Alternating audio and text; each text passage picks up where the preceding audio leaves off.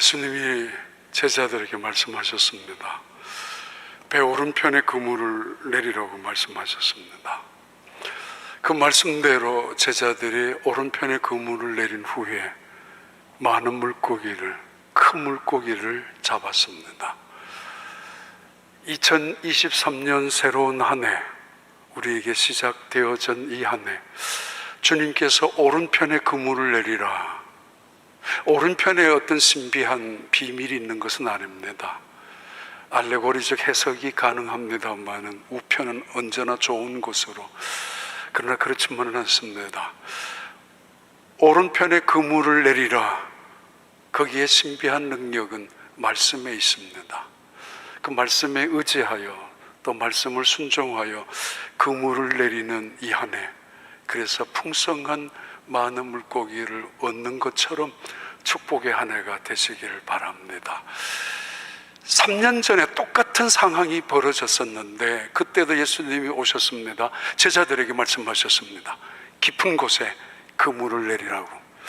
밤새도록 그물을 내렸지만은 한 마리도 잡지 못했던 그들에게 찾아오셔서 말씀하셨던 예수님, 그들은 밤이 맞도록 수고하였지만 한 마리도 잡지 못했습니다. 그러나 말씀에 의지하여 그물을 내리겠습니다. 그리고 그물을 내리고 난 다음 너무 많은 물고기 때문에 그 배에서는 그 물고기를 다 잡아 끌어올릴 수가 없어서 다른 배와 함께 그렇게 하다가 그물이 찢어질 만큼 많은 물고기를 잡았습니다. 여기도 우화적인 해석으로 너무 얕은 곳에 그물을 내리지 말라고, 깊은 곳으로 가라고, 그렇게 해석도 가능합니다. 그러나 그렇지만도 않습니다. 깊은 곳에 마법 같은 마술이 있는 것이 아닙니다. 하나님이 그 없던, 예수님께서 그 없던 물고기를 오른편에 감춰놓거나 한 마리도 잡지 못했던 물고기를 그들의 눈이 보지 못하도록 깊은 곳에 감추어 숨겨둔 것이 아니라 이 사실, 이 말씀 속에는 비밀, 하나님의 말씀 안에 비밀과 능력이 있기 때문입니다. 깊은 곳에 그물을 내리라고, 그 말씀 앞에, 예, 내가 말씀에 의지하여 그물을 내리겠습니다. 이미 그렇게 순종했을 때는 성공과 실패는 하나님의 몫이고 내가 어려움을 당하느냐 안 하느냐는 하나님의 책임져야 될 문제로 옮겨가게 됩니다. 아무튼 깊은 곳에 그물을 내리라는 주님의 말씀 앞에 아멘 하면서 그물을 내릴 수 있는 여러분들이 되시고, 때로는 내 경험이나 노력을, 열심을 통해서도 내려보았지만 때로는 굉장한 경력이나 이력을 통해서도 그물을 내려서 성공을 획득하려고 애를 써보았지만 그러나 이제는 주님 말씀 의지하여 그물을 내리겠습니다. 그때 큰, 많은, 생각지도 못했던 물고기를 거두는 것처럼 그런 은혜와 축복의 한 해, 그런 간증이 있는 새로운 한 해가 되시기를 진심으로 축복합니다. 2022년 한 해가 지나가면 한국에 있는 대부분의 어떤 방법으로 하는 것이 있겠죠. 교수들이 하는 사자성어가 있습니다.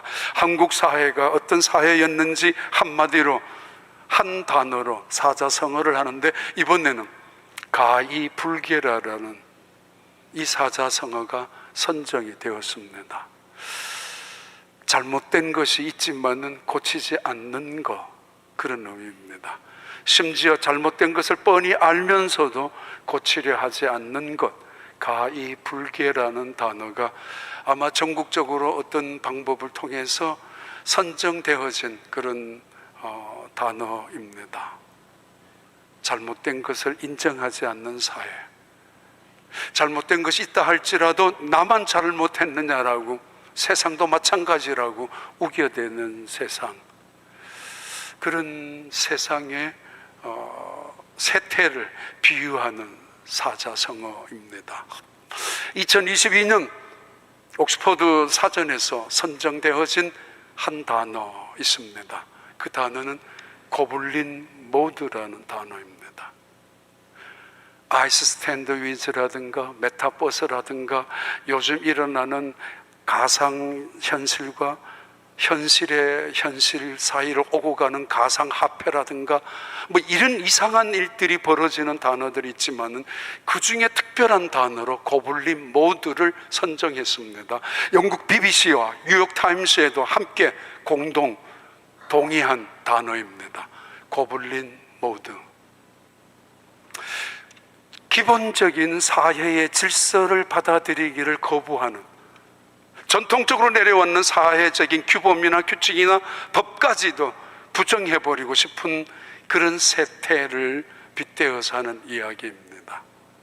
옛날에는 내가 좋아하는 사람 팬클럽이 들어갑니다. 그러나 목숨을 걸고 있을 만큼 팬클럽이 힘은 있는 것은 아닙니다. 자기들 팬클럽끼리 싸울 때도 있지만 요즘은 팬클럽이 아니라 팬덤을 형성하고 그 팬덤은 무지무지한 힘이 되고 그 힘은 권력이 됩니다. 정부의 권력조차도 그 무리들을 무서워할 만큼 무서운 힘을 가지고 있는 것이 팬클럽이란 팬덤이라는 무리들입니다. 미국에도 마찬가지죠.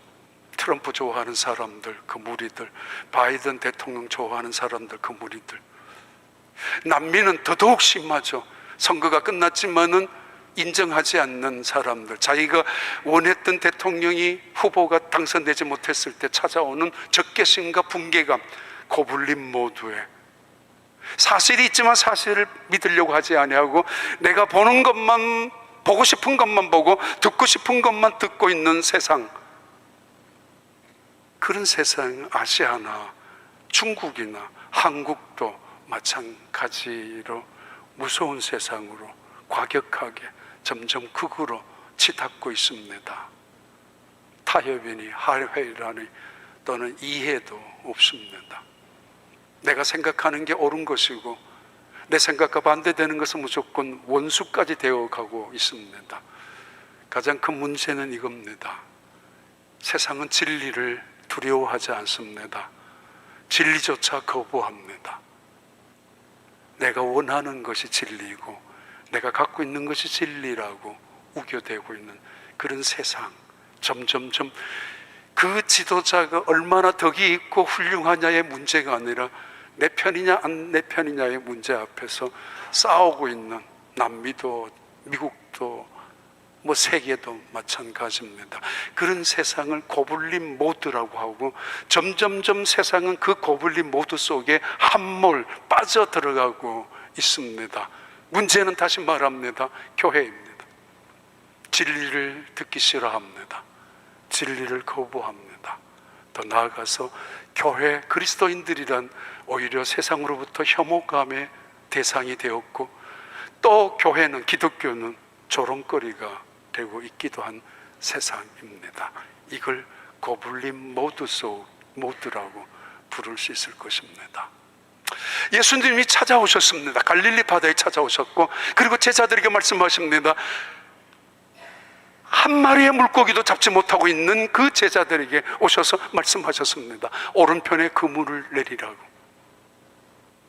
정말 거부할 수도 있었지만은 그들은 그 말씀 앞에 순종하면서 그물을 내렸습니다. 실패한 제자들, 좌절과 낙심 속에 사로잡혀 있는 제자들, 또 다른 한편은 세상을 원망하고 세상에 대한 증오심으로, 적개심으로 가득 차 있는 제자들. 그러나 스스로 자괴감에 정말 잘할 수 있는 것은 어부였는데, 고기를 잡는 것이었는데 이마저도 빈 그물로 밤새도록 빈 그물을 내리고 있었던 제자들, 그들에게 예수님이 찾아오셨습니다. 그리고 말씀하십니다. 오른편에 그물을 내리라고. 다시 말합니다. 오른편에 신비한 마력이나 오른편에 비밀이 있는 것이 아니라 예수 그리스도의 말씀, 하나님의 말씀, 빛이 있으라 하심에 빛이 있게 하셨던 하나님의 말씀의 능력, 그리고 바다와 육지를 경가하셔서 바다를 세우고 육지를 육지답게 만드셨던 하나님의 지혜의 말씀에 그 비밀이 있고 능력이 있는 것입니다. 그 말씀에 의지하여 깊은 곳에 그물을 내리고 그 말씀을 붙잡고 오른편에 그물을 내릴 때에 그때까지 없었던 숨겨둔 물고기가 아니라 말씀 속에 능력이 있기에, 신비함이 있기에, 그 순간에 내가 순종하고 났을 때에 그 순간에 물고기는 잡히는 것입니다. 그런 간증, 그런 경험들이 일어나는 2023년 축복의 한 해가 되시기를 다시 한번 여러분에게 축복합니다. 가끔 바둑을 두는 사람들 보죠. 옆에 구경도 하죠. 근데 참 신기한 게 있습니다. 바둑을 두는 기사들이 약 250개 혹은 300개 정도 까만 바둑알, 하얀 바둑알을 가지고 서로 두는데 2시간, 길게는 4시간, 5시간도 두기도 합니다.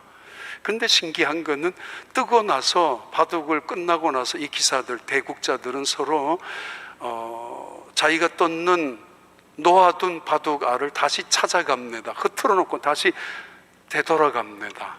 이걸 복기라고 하는데 이상하게 정확하게 하죠. 언젠가 그 기사를 보면서 깜짝 놀랐습니다. 인생하고 비슷한 것 같아서. 어떻게 가능한가? 그들은 가끔씩 복기를 하는 이유는 어디에서 잘못을 했는지, 무엇을 잘했는지, 그리고 상대방은 어떤 것을 잘했는지를 살펴가면서 자기들의 수가 얕았는지 컸는지를 평가하기도 하고, 다시는 2번 다시 그런 실수를 범하지 않으려고 하는 그런 이유 때문에 대단한 기사들은 복기를 합니다. 어떻게 해요? 놓아둔 순서를 찾아갈 수 있었을까요? 그저 기분 내키는 대로 두었다면은, 한 수 한 수만 임기응변식으로 두었다면은, 상대방의 수가 어떤 것인지 읽을 필요도 없이 내 생각대로만 놓았다면은 절대로 복귀할 수 없다고 합니다.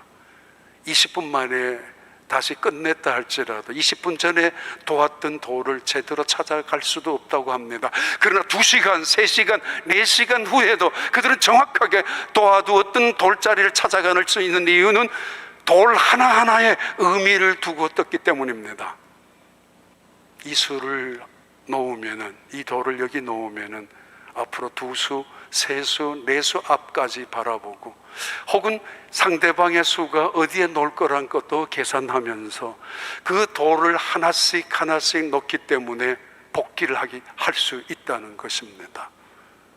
우리 인생 복기가 가능한 사람이 있지만은 복기가 불가능한 사람도 있습니다. 기분 내키는 대로 살아왔다면, 아무 생각 없이 돌 던지고 살아왔다면, 생각 없이 아무렇게나 살아왔다면 복기는 불가능할 것입니다. 그러나 의미 있게 하나하나 돌을 놓고 살아왔다면 얼마든지, 의미 있게 돌을 던졌다면 그 전환점, 그 시점, 그 고비에 어떤 일이 있었는가 얼마든지 기억해낼 수가 있고, 우리는 그 의미를 부여할 수가 있습니다. 3년 전에 그 장소에 나타나셨던 예수님, 3년 전에 제자들에게 오셔서 깊은 곳에 그물을 내리라고 하셨던 예수님, 부활하신 예수님이 다시 오셔서 제자들에게 그들의 인생에 놀라운 복기를 시작하고 있고, 그리고 사도 요한복음을 기록한 요한은 이 요한복음 21장을 마치 에필로그처럼 기록하면서 그들의 인생 속에는 결코 지울 수 없는 의미 있는 한 인생의 고비, 아니 어쩌면 클라이막스처럼 그들에게 가장 깊은 인상적으로 남아있는 순간으로 우리에게 기록하고 있는 은혜로운 감동적인 장면입니다. 알레고리적인 우화적인 요소도 등장하지만은, 그러나 요한은 매우 절제된 마음으로 우리의 단어들을 제재하고 예수님의 언어에 집중하고 있습니다. 요한복음 21장 8절 10절의 말씀입니다. 다른 제자들은 육지에서 거리가 불과 한 50칸쯤 되므로 작은 배를 타고 물고기 든 그물을 끌고 와서 육지에 올라보니 숯불이 있는데 그 위에 생선이 놓였고 떡도 있더라. 예수께서 이르시되 지금 잡은 생선을 좀 가져오라 하시니, 깊은 곳에 그물을 내려라. 3년 전에 그들은 문득 기억났을 겁니다만 3년 후에 다시 이 자리에서 시작되어진 또 다른 사건입니다. 오른편에 그물을 내리라고. 조금 오기가 있는 사람들이라면 저 말하는 사람 누구냐고, 우리가 오른편에 안 던져본 줄 알아? 그러면서 일부러 왼편에만 계속 던지고 보란 듯이 그렇게 할 수도 있었을 것입니다. 아니면은 이미 그물을 걷어 올리려고 하는 순간인데 귀찮게 보란듯이 아니면은 반응으로 오히려 그물을 걷어 올려서 돌아갈 수도 있습니다. 완전히 무시한 채로 말입니다. 심지어 어떤 사람들은 그물을 팍팍 찢어버릴 수도 있습니다. 집까짓 게 뭐야? 불난데 부채질 하는 거야 뭐야? 그래서 우리는 가슴을 치었던 후회스러운 일들을 얼마나 많이 지나간 적 있지 않습니까? 오기를 부리다가 고집 부리다가 그래서 찾아왔던 기회마저도 발로 차버린 적이 있지 않습니까? 얘들아 라고 부르셨던 예수님, 이건 굉장히 낮추어서 부른 말이가 아무리 좋게 프렌스 친구라고 해석을 한다 할지라도 뭐야 건방지게 그 말에 거부를 당할 수도 있고 거부감을 느낄 수 있고 고기 많이 잡았니? 라는 말은 빈정대는 투로 뭘 네가 알아서 뭐해? 우린 지금 빈손이야.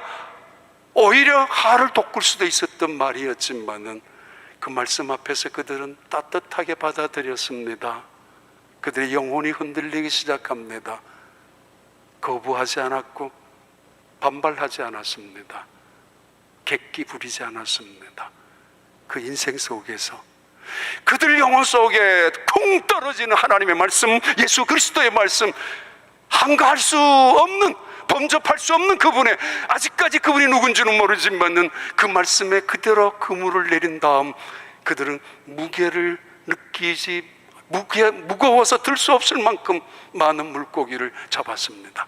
이때 예수님이야 라는 요한의 목소리에 깜짝 놀랐던 베드로는 물을 향하여 뛰어들고 물 위를 달려갔는지 물속을 헤엄쳐 갔는지 아무튼 100m 정도 거리가 떨어져 있었죠. 오십칸이라는 이야기는 그 거리를 베드로는 참을 수 없어서 달려갑니다. 그리고 제자들도 작은 배로 옮겨 타서 육지로 올라왔습니다.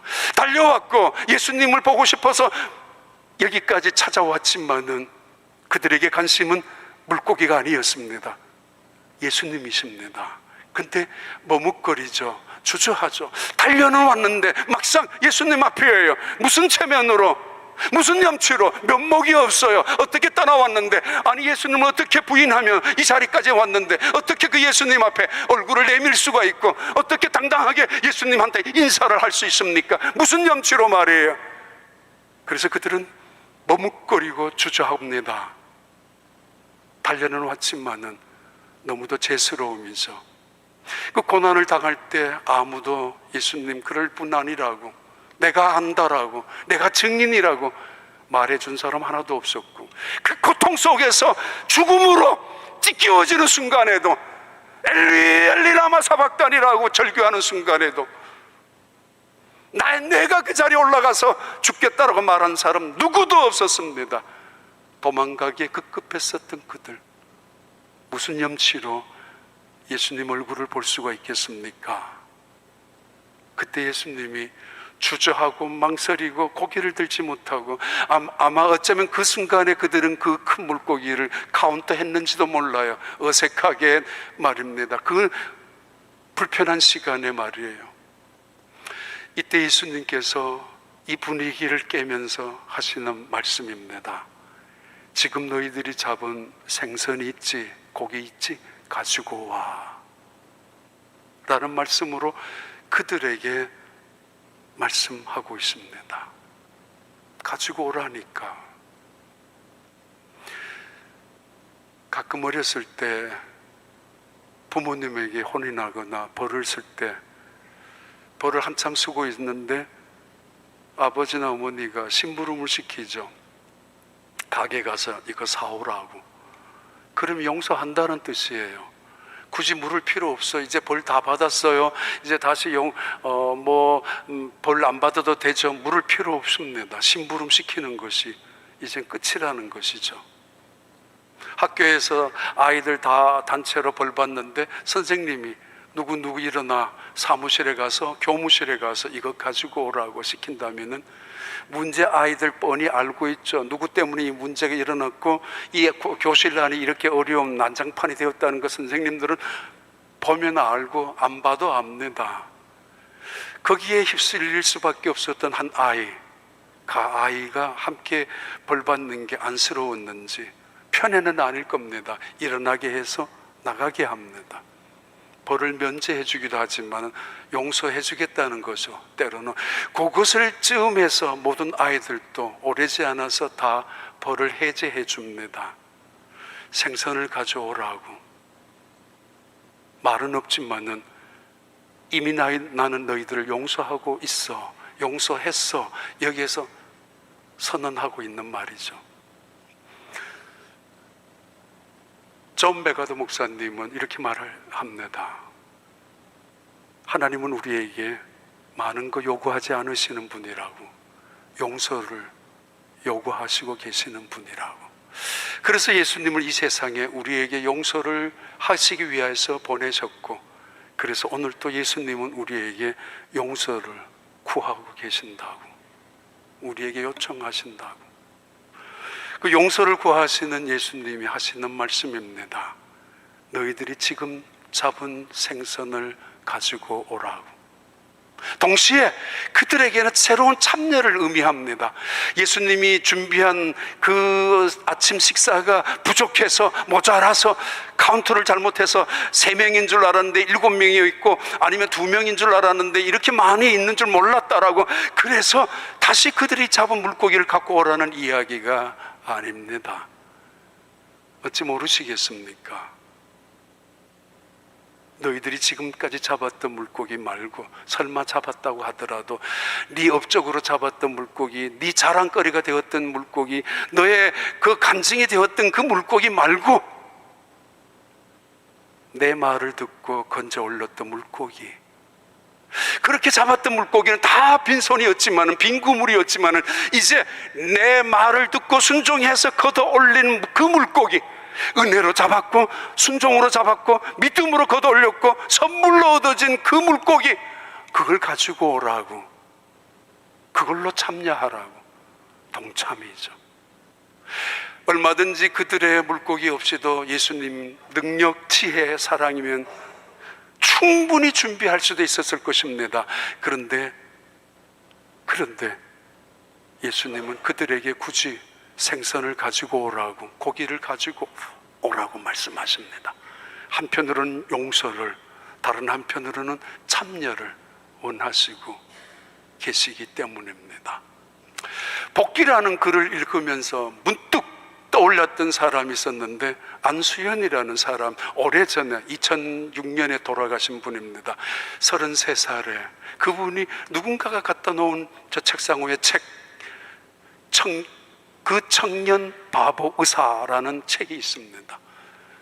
안수현, 그분이 천국 환송 예배를 할 때 4,000명이 넘는 많은 사람들이 와서 그분의 죽음을 위로했었고, 그리고 그분의 떠나감을 안시워하고 그랬던 아주 유명한, 대단한 의료계의 의학적인 업적을 남기거나 대단한 명망가가 있는 사람은 아니었습니다. 그런데 2006년도 1월 달에 군대에서 훈련 나갔다가 풀에 의해서 받는 유행성 뇌출혈로 아마 해서 불과 2주 만에 돌아가신 분입니다. 그때만 하더라도 국방부 장관 주치의로 군의관으로 계셨던 분인데, 그분 이야기입니다. 그분이 생각이 났고 그 책을 찾아보다가 찾아냈습니다. 마침 허리케인이 안 넘어갔기 때문에. 그분은 응급실에 찾아오는 많은 환자나 가족들을 위해서 기도했습니다. 진심으로. 그 기도가 끝나면 응급실에 있었던 환자들이 병동으로 돌아갈 때 이 의사를 꼭 찾았다고 합니다. 그분이 믿는 하나님을 나도 믿고 싶다고, 그렇게 진정성을 가지고 환자를 돌보았고, 크리스마스나 추석 때가 되면은 동료 의사들 자원해가지고 내가 병원에 지키겠다고, 당신들 가라고. 배고픈 환자, 보호자도 없는 환자가 입원했을 때는 나가서 식당에서 음식을 사와서 대접하고, 때로는 식당 문이 잠겨져 있으면은 병원에 있는 식당 문을 간신히 열어가지고 식은 밥 덩어리라도 찾아내어서 오븐에 데워서 그분에게 갖다 주기도 하고, 검사를 진료비가 없는 환자들에게는 대신 진료비를 대주기도 하는 일이 한두 번이 아니었고, 언제나 성경책, 쪽복음 같은, 그리고 찬양 테이프를 들고 다니면서 원하는 사람들에게 틀어주고 선물로 해주고, 그리고 한 번은 간호사들 중에 실수한 간호사들, 고가 혈정용 해제 아주 비싼가 봐요.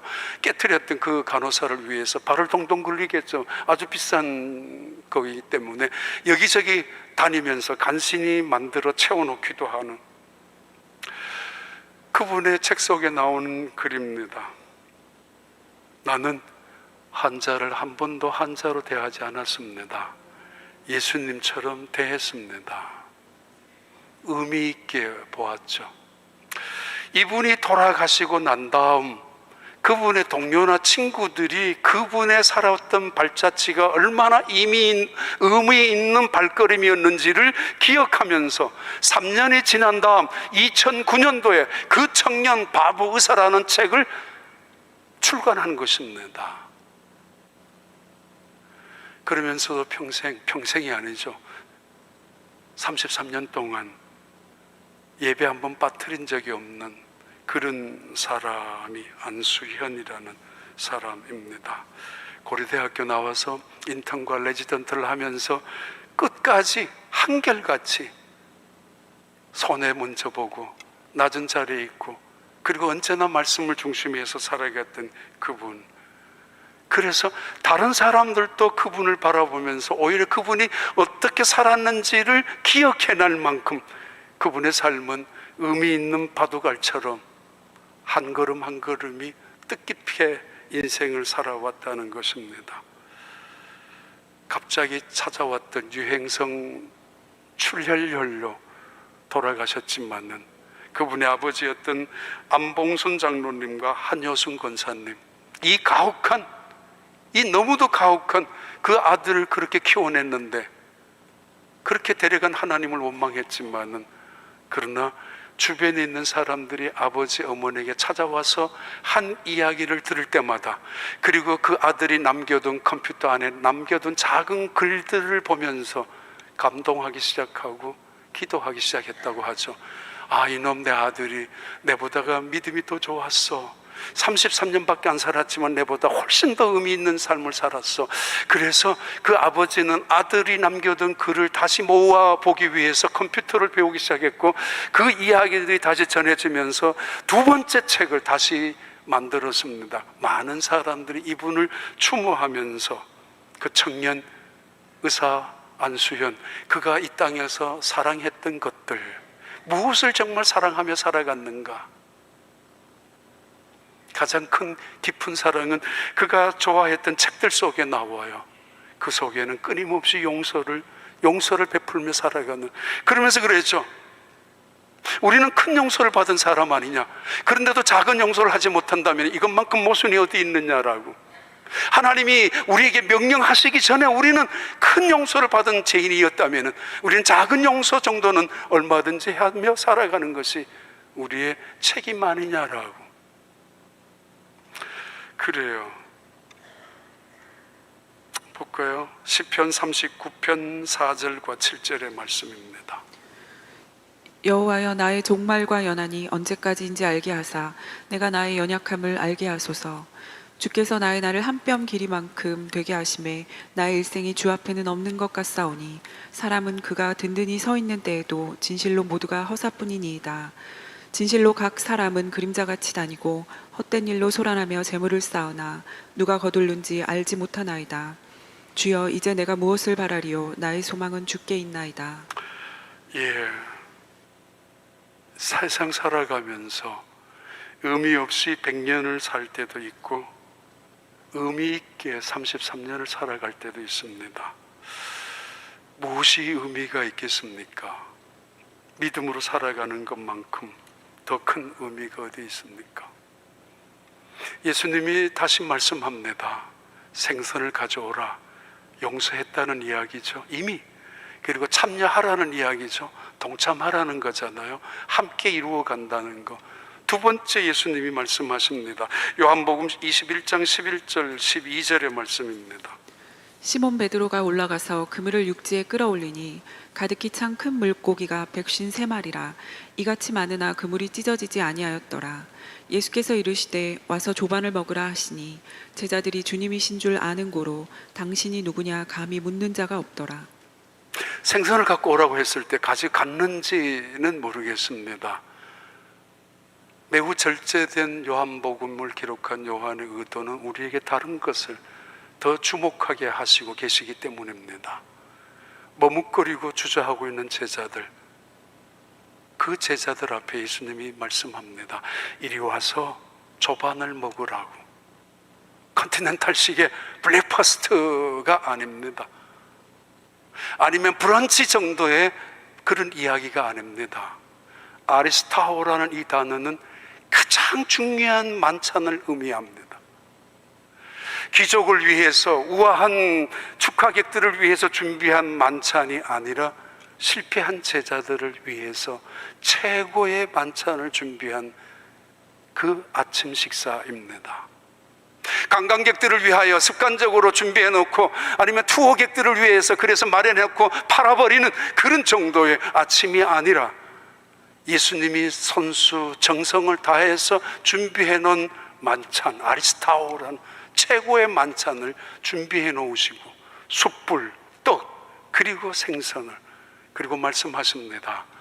이리 와, 여기 와서 조반을 먹으라고. 정말 감동적인 장면이고 아름다운 장면이죠.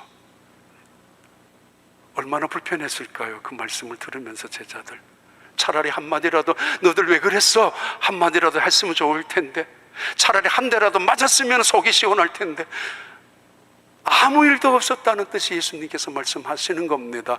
이리 와서 먹으라니까.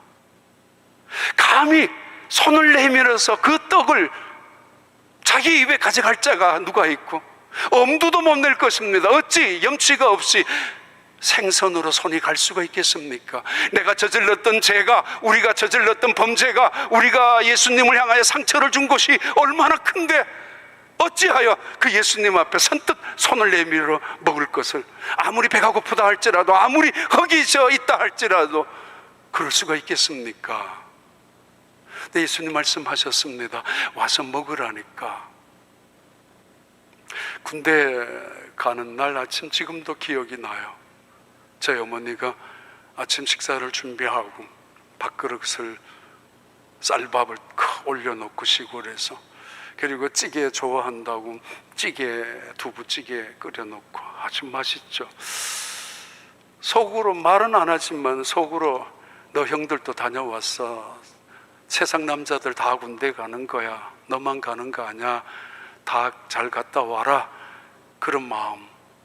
아니면은 밥 먹고 가, 많이 먹고 가, 이제 가면 얼마나 고생이 될 텐데, 얼마나 배가 고픈 일이 많을 텐데 많이 먹어야 돼, 많이 먹어두라고, 밥 먹으라고.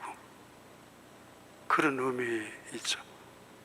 다 먹지도 못하고 기차역으로 달려갔지만은 말입니다.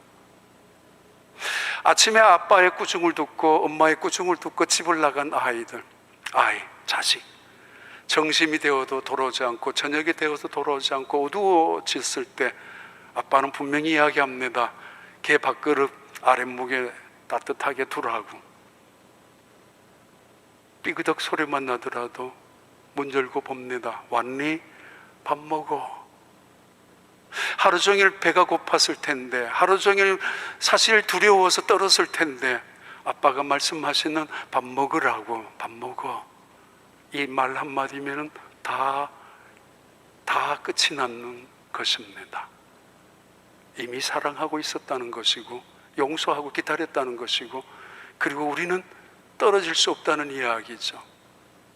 그 유명한 이야기 가끔 드렸습니다만, 미우라 아야코의 양들의 언덕이라는 책 속에도 나오죠. 목사님의 딸 나오미가 집을 나갑니다. 친구의 오빠를 좋아해서 집을 나갔지만 그 친구의 오빠는 술 중독이고, 그리고 그림은 그릴 줄 아는 사람이었지만 어느 날 집을 나갔던 딸 다시 돌아왔죠. 목사였던 아빠가 문을 열고 들어오는 딸 나오미에게, 나오미 이제 오니? 씻고 어서 밥 먹어야지. 내가 그렇게 말했지, 나가면 안 된다고, 큰일 난다고 그렇게 말하지 않았습니다. 내 그 로요찌라는 인간 처음부터 알아봤어. 그 인간은 아니야. 넌 사람 보지 못할 거 아니야. 내가 인생을 살아온 경험이 있어. 그렇게도 아픈 마음 위에 또 아픔을 송곳으로 후려내는 것이 아니라, 나오미야 이제 오니? 밥 먹어야지. 밥 먹자고. 집을 나갔다가 돌아온 둘째 아들에게 예수님 주인 아버지가 하셨던 말씀입니다. 누가복음 15장 22절부터 24절입니다. 아버지는 종들에게 이르되 제일 좋은 옷을 내어다가 입히고 손에 가락지를 끼우고 발에 신을 신기라. 그리고 살찐 송아지를 끌어다가 잡으라. 우리가 먹고 즐기자. 이 내 아들은 죽었다가 다시 살아났으며 내가 잃었다가 다시 얻었노라 하니 그들이 즐거워하더라. 교회의 모습입니다. 기독교의 모습이기도 합니다. 어떤 사람들은 그래서 교회를 너무 뻔뻔스럽지 않느냐라고 말하기도 합니다. 그러나 예수님의 사랑은 기독교의 핵심입니다. 와서 먹으라고. 집을 나갔던 아들이 돌아왔을 때 적당한 신발이 아니라 준비된 신발이었습니다. 언젠가는 돌아올 거라고. 최고의 신발입니다. 최고의 옷입니다. 그리고 최고로 값진 반지였습니다. 그리고 형편없는 송아지를 잡는 게 아니라 살찐 송아지였습니다. 돌아오는 거, 용서하는 거, 사랑하는 거, 함께 한 가족으로 확인되는 거, 아까운 것이 뭐 있겠습니까? 이는 죽었다가 살아난 내 아들이요 잃었다가 다시 찾은 내 아들이라고. 하나님의 말씀입니다. 누구도 침을 뱉지 말라고, 누구도 돌을 던지지 말라고, 아무도 이를 비난할 수 없다라고. 내가 그를 품어줄 것이며 내가 대신 욕을 먹을 것이며 내가 대신 죽을 것이라고. 아버지의 사랑입니다. 제자들에게 와서 먹으라고. 그리고 마지막의 말씀은 이렇게 전개됩니다. 요한복음 21장 13절 14절입니다. 예수께서 가셔서 떡을 가져다가 그들에게 주시고 생선도 그와 같이 하시니라. 이것은 예수께서 죽은 자 가운데서 살아나신 후에 세 번째로 제자들에게 나타나신 것이라. 예수님이다 라는 말씀을 듣자마자 베드로가 달려갔고 육지로, 나중에 제자들이 배를 타고 올라왔지만 모두가 머뭇거리고 주저할 수밖에 없습니다. 감히, 그리고 분명히 이 예수님이라는 것 알지만은 묻는 자가 없습니다. 이 단어 속에는 예수님은 분명히 부활하신 분이 맞구나라는 것도 있지만은 그 예수님의 모습이, 3년 동안 함께 하셨던 예수님의 모습이 부활하신 이후의 모습이 뭔가 달라 있다는 것도 의미하고 있죠. 뭔가 달라져 있는 형상의 모습으로, 광채나는 모습으로 달라져 있죠. 그러나 3년 동안 함께 했던 예수님임에 틀림없습니다. 그분이 우리에게 말씀하셨고 그분이 우리에게 지금 떡을 먹으라고, 아침을 먹으라고 하시는 분, 아무도 감히 당신 예수님 맞아요? 라고 묻는 사람이 없었습니다. 당연한 거니까. 그리고 그때 그들은 멋쩍어서 카운터했던 물고기가 153마리였습니다. 너무 우화적인 해석으로 이것은 무엇을 의미한다, 세상에 뭐 종족을 의미하고 물고기 종류처럼, 아니면 앞으로 낚아갈 예수님 제자들을 만든 또 다른 153명이다 라는 의미의 해석도 많이 합니다만은, 그러나 그 의미는 많은 물고기를, 큰 물고기를 잡았다고, 그런데도 그물이 찢어지지 않았다라고 우리에게 하나씩 하나씩 힌트를 주면서 하나님의 은혜로, 말씀으로, 능력 속에서 잡았던 그 고기가 범상치 않는 고기였다라는 것을 암시해 주고 있지만은, 그들에게 오늘 주안점은 예수님이 그들의 입에 떡을 떼어주는 데 있습니다. 아무도 배가 고팠지만은 떡 가까이 나아갈 수가 없습니다. 적어도 그 정도는 알고 있어야 되지 않습니까? 아무리 배가 고프더라도 허겁지겁 예수님 무시한 채로 그 앞에서 생선에 손이 갈 수는 없었을 것입니다.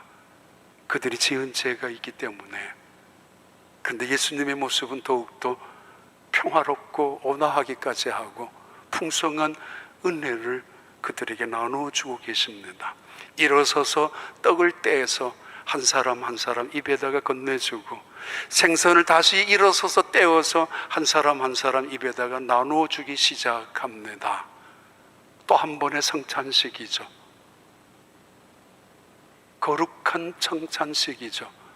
아름다운 성찬식이죠. 그리스도인의 식탁의 교제가 이루어지는 아름다운 그리고 감동적인 사건이며, 이 감동적인 사건은 요한복음 21장 이후에 사도행전에 가면 끊임없이 교회가 모일 때마다 초대교회에서는 떡을 떼고 기도했고, 그런 모임을 아가페라고 불렀고, 이 아가페를 신학적으로 성만찬이라고 불렀습니다. 깜짝 놀란 글이 있었습니다. 마침 너무도 비슷한 내용이 있었기 때문에 그 안수현의 책 속에도 바둑의 이야기가 나왔어요. 읽으면서 아니 어떻게 바둑 이야기가 여기에도 나오지? 라는 글도 보았는데, 연세대학교를 나오고 이하여고에서 선생님을 하셨던 오혜령이라는 분, 30대입니다. 어느 날 병원에 갔는데 임파선암 그리고 위암 말기로 발견이 되었고, 병원으로부터 시한부 3개월을 받았습니다. 그때부터 이 여자 선생님은 달력에다가 빨간 줄을 쳐놓았습니다. 3개월, 100일을. 그래서 지워나가기 시작합니다. 이제 오늘 며칠 남았네 그것만 계산하면서, 물도 마실 수 없을 정도로 고통스러웠다고 하죠.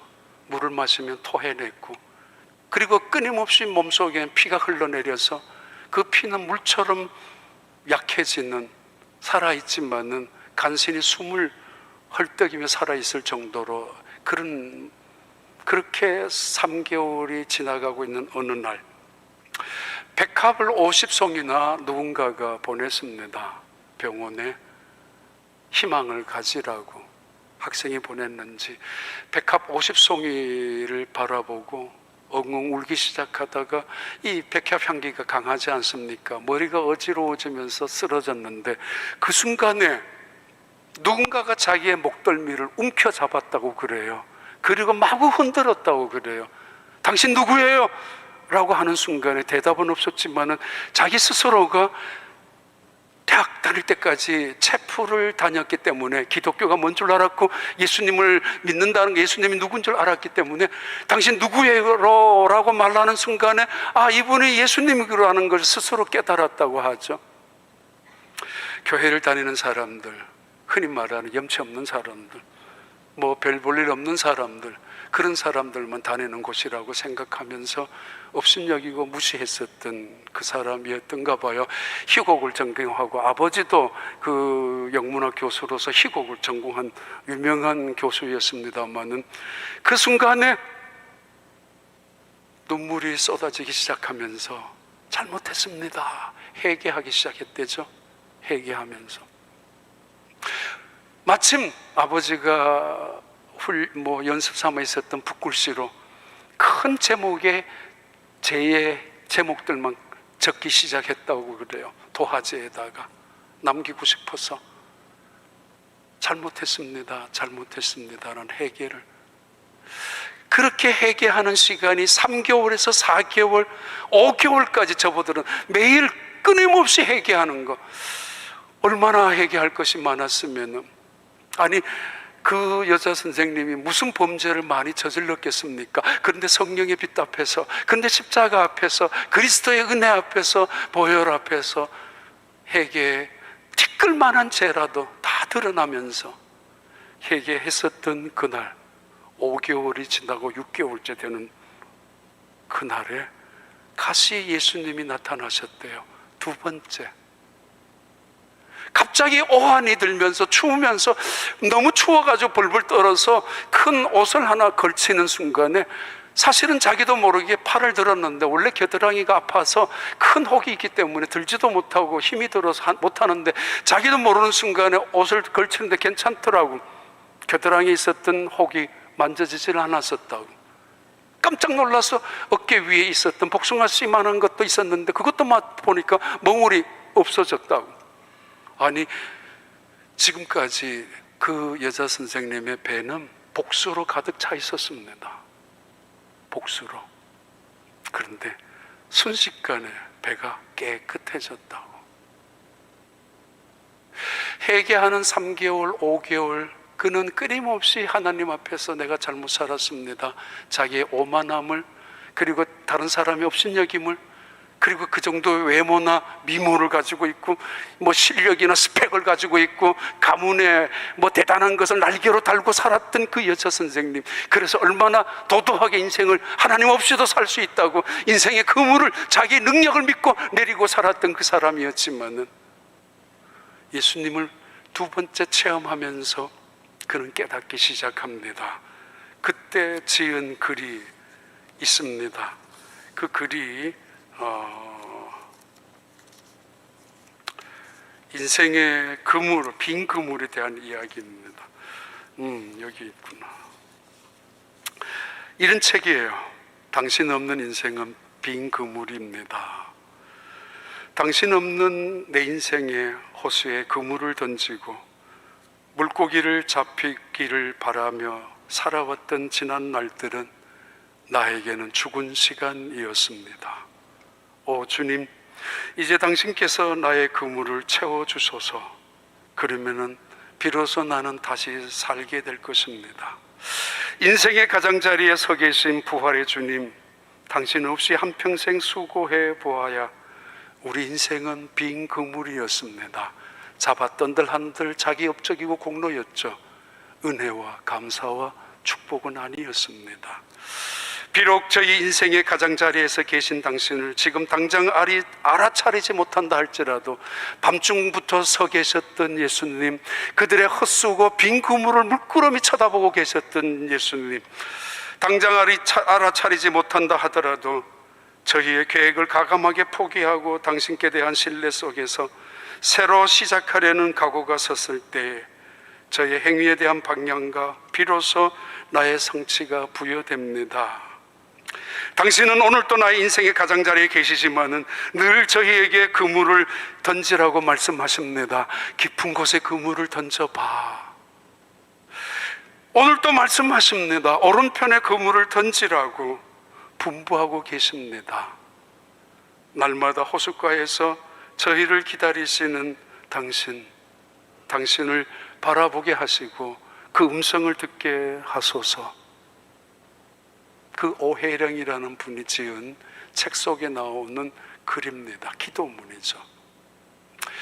2022년 끝나고 2023년 새로운 한 해가 우리에게 펼쳐져 있습니다. 의미 있는 발걸음으로 가시겠어요?